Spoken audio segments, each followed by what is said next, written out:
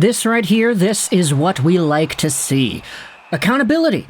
This is not a hate video in any respect. If any of you have seen the previous videos we've talked about in regards to this player and his story as a member of the Wings and everything, you know I want him to succeed.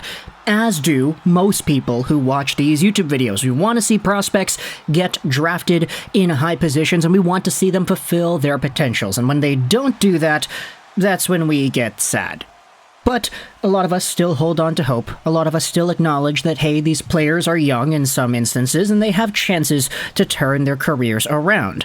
As is the case with one San Jose Sharks forward and former Detroit Red Wings top pick, Filip Zadina. We've made a bunch of videos about him over the past few weeks here. He was a Red Wings guy, taken 6th overall in 2018. He was a top-tier prospect. He was supposed to be 3rd overall in that year's draft. He slipped to 6, the Red Wings snagged him up, he played in the NHL right away, and despite having all of these labels saying he was NHL ready, he could be a 15 to 20 goal scorer right off the bat, he could be a prime 35-40 goal scorer in the NHL.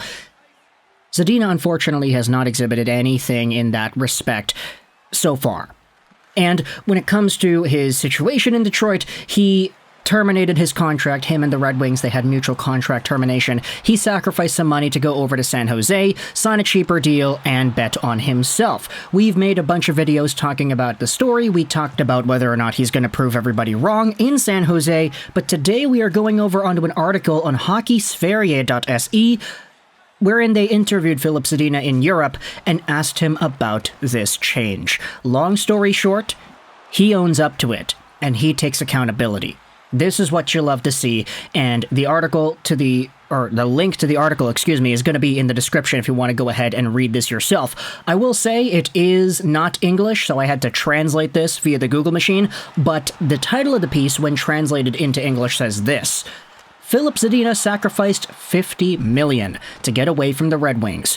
Now, Uffe Bodin, the writer, does a really good job at kind of putting everything together, but I will say the title is a little bit sensationalized there. $50 million might just be a lost in translation type of thing, but yeah, he sacrificed some dough to become a free agent and signed with the San Jose Sharks. The article opens up by talking about how 5 years after being drafted by the Detroit Red Wings as a 6th overall guy, the breakthrough for Zadina has not come yet. Then he made the drastic decision to break the contract with the club and leave more than, oh, that's what it is, SEK 50 million. So 50 million Swedish krona. Okay, not 50 million bucks. Okay, I totally get it now. Yeah, that makes a lot more sense. It's a Swedish article after all. But now, the former great prospect will try to lift in the San Jose Sharks. That's a lost in translation type of thing. Let's go over onto the article's contents and read what Zadina has to say. The article brings up Zadina's injury history, how he was sidelined for a little bit, and then it talks about how Zadina voluntarily chose to break his contract. I had been there for almost 5 years, and things did not go as I had hoped, said Zadina, when he explained why it ended as it did in Detroit. I've been injured often and not feeling well. Sometimes it's best to try and leave the old behind, move on and focus in the future. Sometimes it's better than staying in the same place and just hoping things turn around, hope it can be good. But it's not something I want to sit and wait for. I felt it was time for something different, and I think this will help me, especially mentally, to get a fresh start. Forget what happened in Detroit and find the joy in hockey again. Now, the implication here is that hockey in Detroit was not fun, and I know a lot of Wings fans might take offense to that, but that's just kind of the situation when you're a top-tier guy that wasn't really playing like a top-tier guy. Sure, it's his fault, but the expectations, the weight of it all, it's there. And the Red Wings environment definitely wasn't really allowing him to grow. Whether that's his fault or the Wings' fault, who really knows, but he does continue to expand about this. The article asks, hey, you gave up a lot of money to leave the Wings, and you don't see players do that very often. Zadina responds, if I'd been 31 years old, I might have thought differently. But now I'm only 23, and I think the best case scenario for me is to play hockey for less money and get a chance to play regularly instead of going in and out of the lineup. Sometimes you have to sacrifice something to get something more out of life. I'm still young, and I'll be able to earn the money later. That's a good mentality, honestly. I think a lot of other younger players in this sort of age range can stand to learn a bit when it comes to financial mentality in the National Hockey League. Cough, cough, Matthews, Marner, Nylander. But either way, Zadina goes out there and says even more about the Wings and how things worked out with that team. It's tough for a young rookie to come to a team rebuilding like Detroit was then. Such a team does not have a strong core as other clubs have. I was happy and lucky that I got the chance to be in the NHL so early, a chance that I probably would not have gotten in many other clubs. Okay, so he's talking about how the Wings are not as strong as other teams and how, because they're a rebuilding squad, it's a little bit more difficult for younger guys to come over, and that's not wrong. Like, 100% the Wings in 2018, 19, 20-ish, they were bad. So, totally accurate, I'm not going to disagree. He says, I tried my best that time, but if you're not McDavid or Matthews, it's difficult to make such a difference. I couldn't do it, and that's okay.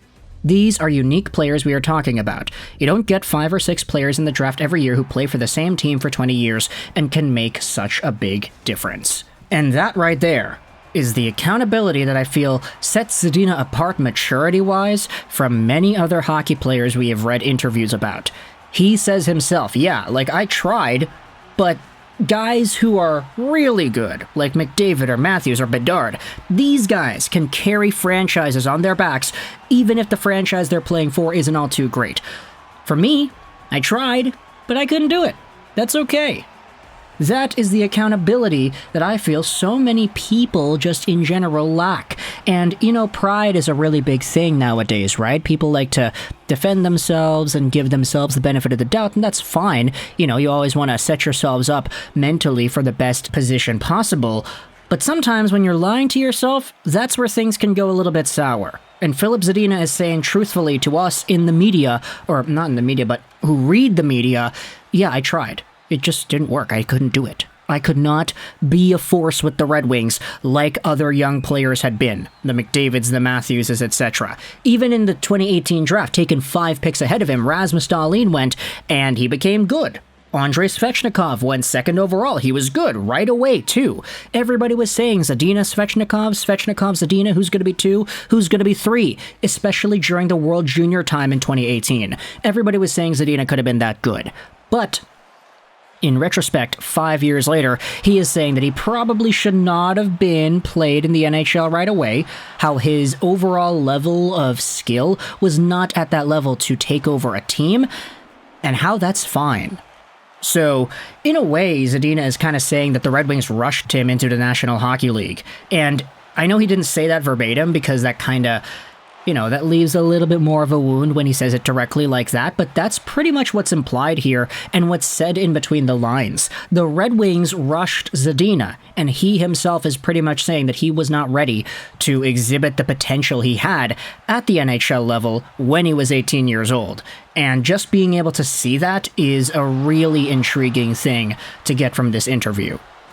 The rest of the piece goes out there and talks about his future in San Jose. It talks about how he's going to play with Tomas Hertl, and that's awesome to see. You love to see the Red Wings connect, or not the Red Wings connection, excuse me, the Czech connection there between Zadina and Hertl. Of course, there is a familiarity.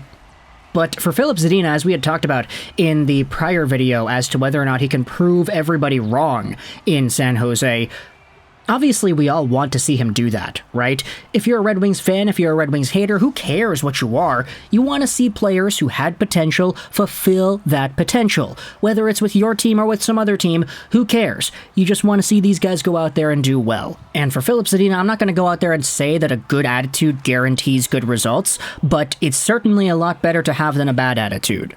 And this attitude that we had seen in this article is a very good one, which is why I wanted to make this video here. Zadina speaking out on the Red Wings, how he could not take charge and take control of the team in the way that we wanted to see. He knows that, he acknowledges that, he says that he was not capable, and he says that that's okay. I love this type of mentality. Let me know your thoughts in the comment section below. How do you feel about this interview with Zadina?